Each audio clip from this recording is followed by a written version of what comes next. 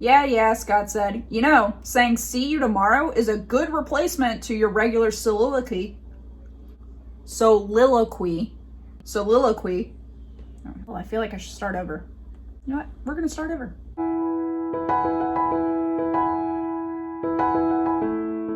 Hello, dears. Natalie, Locke here with episode 22 of Write the Story.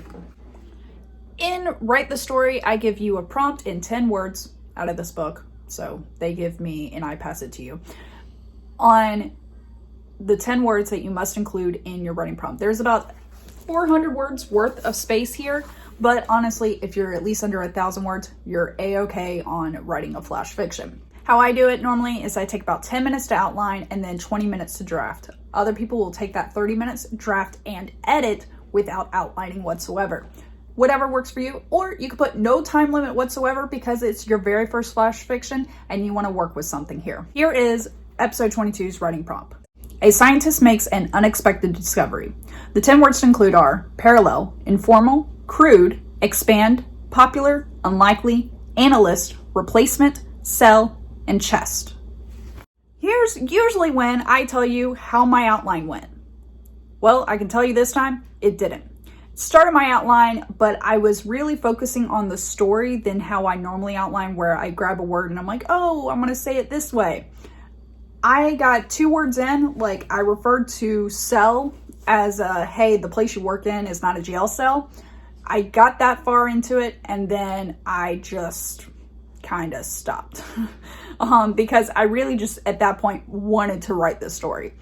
The feeling compelled me so much. So we're just going to say 10 out of 10 words in my outline got into the story because I kind of thought of it as I went through it. One thing I will highlight is I did write the story in the book first, and then when I typed it up, as always, I couldn't help myself with a few corrections. I'll try to share those corrections with y'all after I read the story. Here is episode 22's story. I'm headed out for the night, boss. Don't fall asleep here again. This is a job, not a jail cell. Jess called out the popular evening goodbye. Yeah, Scott said. You know, saying see you tomorrow is a good replacement to your regular soliloquy. He shook his head as Jess's laugh echoed as they ascended the stairwell. With his analyst gone, he could expand his desk space. It's been years that he's looked over the same data. Finding the final unknown seemed more unlikely now than when he started. He was searching for the parallel between humans and mice. The public didn't know that they were able to eradicate the illness from mice already, but how could the crude findings transcend to humans? A spark ignited between Scott's synapses. No paper was within reach, so he grabbed a napkin from lunch and a pen. Informal notes still count when scientific discovery is on the line. Writing the equation feverishly, Scott ignored the cramps shooting down his hand. He just had a few more marks and then he could stretch his hand. The cramp had moved to a shooting pain in his chest. Scott's handwriting became shaky.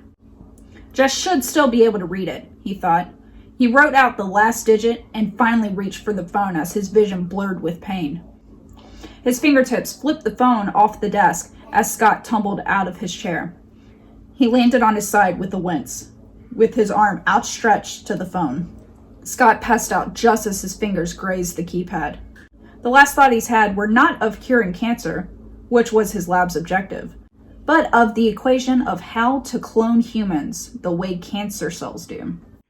I really like this prompt and how the story eventually evolved. I wasn't sure where I was going with this. I was like, is he going to discover the cure for cancer? Then I was like, no, let's change it to cloning. I don't know why it went that way. It just kind of evolved.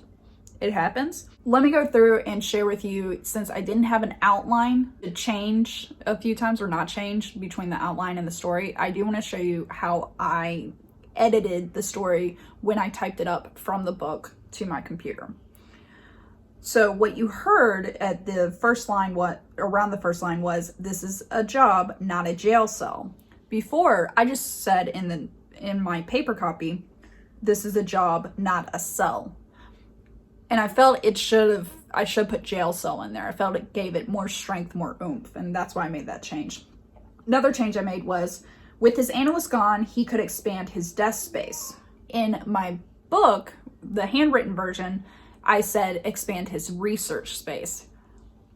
Both kind of work, but I just felt desk space was a little bit clearer. You can kind of imagine the space a little bit better, whereas research, it doesn't give you a picture. I feel like desk space gave a picture of all these papers across a few desks instead of just one. Another part that changed, and it's right before my favorite line, but I'm gonna hold out. Another part that changed was in the part where he didn't have a paper easily handy and he grabbed a napkin. The line I gave y'all was, so he grabbed a napkin from lunch and a pen. Previously, I had no paper was within reach, so Scott grabbed a pen and a napkin. I felt if the first part of that line was there was no paper within reach, I felt the substitution for the paper should have been named next, then the pen. Whereas in my handwritten version, I put pen and napkin. And I also felt that to kind of reflect how Scott is living here, grabbing a napkin from lunch kind of shows that he eats lunch there too. Probably was going to eat dinner there. And I felt that just conveyed the story a little bit more. It gave a little more personality and characteristics to the main character. So that's in there. Now, let me start with my least favorite lines. And my least favorite are where I echo. Obviously, hopefully, if I was a good writer, Scott at the end of the story is having a heart attack. And I wanted to slowly convey that. Like first it was a shooting cramp down his arm, and I really needed to pick another word than shooting, because I say a shooting cramp down his arm to his hand, and then I said a shooting pain in his chest. Most people recognize shooting pain in your chest is most likely a heart attack, but I really should have picked something different for the hand, so that while he's handwriting this equation that just sparked in his mind and finally made sense, that it could convey of like, hey, this is a precursor sign, but I shouldn't have used the same word shooting. I wanted it to be almost ignored, like, oh, hand cramp, but at the same time, I also wanted it to be recognized as a precursor. And I didn't do a good job with that here, but I'm sure just a bit of research, maybe calling up a few medical friends, I would have gotten the right answer on where I needed to go. Even a Google search could have sufficed here. That was my least favorite because I echoed, and I feel I should have fleshed that out more on his well-being. What I did like, my favorite line was, informal notes still count when scientific discovery is on the line. I love that line because how many times as writers do we get an idea stuck in our head and we need to write it down? And we don't have our fancy notebook or the notebook that we always use. For some reason, we don't have it with us at that moment. Or it's not within reach, but we have this spark of genius and we got to write it down. How many people have used a napkin or used the notes on their cell phone or just like wrote something quickly on their hand? Like, just because the record of it is not clean and put together doesn't mean it's any less important. It's what you're finding, not how you're recording it. So that was my favorite line. Really enjoyed this prompt. I feel like with these flash fictions lately, I'm becoming more of a pantser than a planner, or plantser, any of the P's. But I'm still enjoying it. I'm still loving it. I'm still branching out and trying different things. I feel like it's putting me in trying multiple genres that I probably wouldn't have tried before. And I'm really enjoying that flexibility and the creativity. I mean, you catch me a year ago writing, I wouldn't have used the word soliloquy. Now, I admit I had to say it a few times, and spell check didn't save me on trying to spell it, but it's okay. I'm not bitter. The point is that I feel like I've grown as a writer, even just in the past year, just for that sheer fact of I'm using words that I normally wouldn't use, but that still makes sense in the story. and I really enjoy it. I'm really, really enjoying the entire series.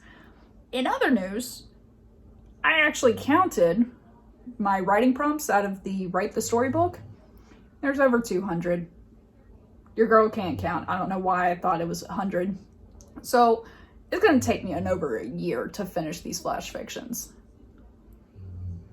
We'll see how this goes. I'll keep you updated.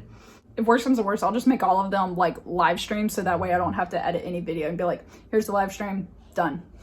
Hope you enjoyed writing your flash fiction or attempting it. I'm more than willing to read over your flash fictions. I put my work out there. I will keep your work private unless you want otherwise, but I love beta reading, I will tell you. Because to me, beta reading is like talking through the movie you're reading.